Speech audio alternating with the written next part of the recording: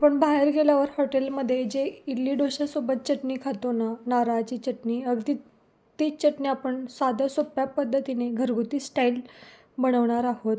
अगदी सोपी रेसिपी आहे, कुणीही सहज बनवू शकेल आणि चव मात्र हॉटेलसारखी येते. चला तर मग बघूयात. नमस्कार मंडळी, स्वागत आहे तुमचं शितू किचनमध्ये. एक वाटी आपण ओला नारळ घेतलेला आहे. त्याच्या मागचा आपण साल काढून घेतलेला आहे आणि बारीक तुकडे करून घेतलेले आहेत. मिक्सरच्या भांड्यामध्ये घालायचे आहेत. त्यानंतरनी 2 हिरव्या मिरच्या घेतलेल्या आहेत. मधून आपल्याला तोडून टाकायच्या आहेत. आपल्या आवडीनुसार कमी जास्त करायचं आहे, पण शक्यतो तर ही चटणी तिखट नसते. त्यानंतरनी मोठे 2 चमचे आपल्याला डाळू घालायचं आहे. मोठे 2 टेबलस्पून आणि परत आपल्याला याच्यामध्ये कढीपत्ता घालायचा आहे. कढीपत्त्याचे 4 ते 5 पानं घातलेले आहेत.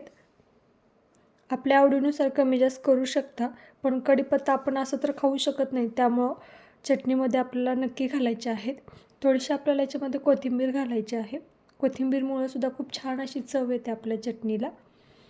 त्यानंतरने आपल्याला झाकण लावून मिक्सरमधून बारीक करून घ्यायचं आहे. सुरुवातीला आपल्याला याच्यामध्ये पाणी घालायचं नाही, पाणी न घालताच वाटून घ्यायचं आहे.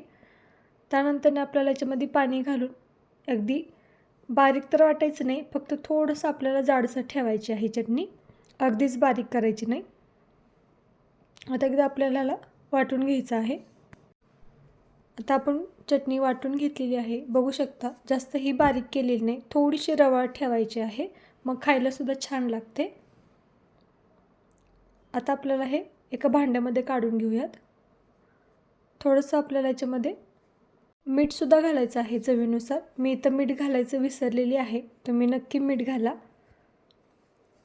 चटणीसाठी जास्तही मीठ लागत नाही. त्यानंतरनी मिक्सरच्या भांड्यामध्ये थोडंसं पाणी घालून ते सुद्धा आपल्याला चटणीमध्ये ओतायचं आहे.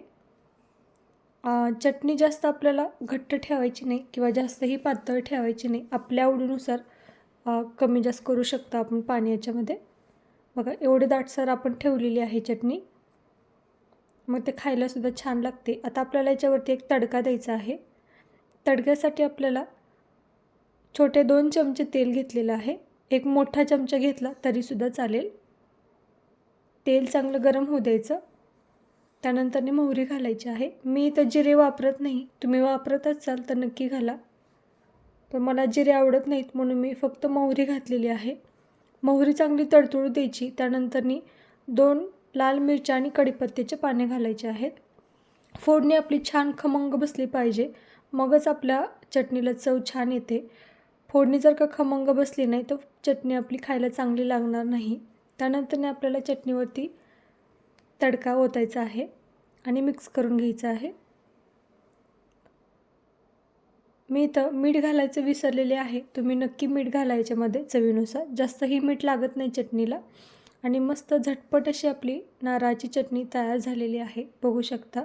अगदी हॉटेल स्टाईल आपली चटणी झालेली आहे. तुम्हीसुद्धा नक्की ट्राय करा. रेसिपी मात्र अगदी सोपी आहे, चव मात्र अप्रतिम अशी आहे. चला तर मग मंडळी, आजची रेसिपी आवडली असेल तर नक्की लाईक करा, शेअर करा. सगळ्यात महत्त्वाचं शितू किचन चॅनलला सबस्क्राईब करा. धन्यवाद.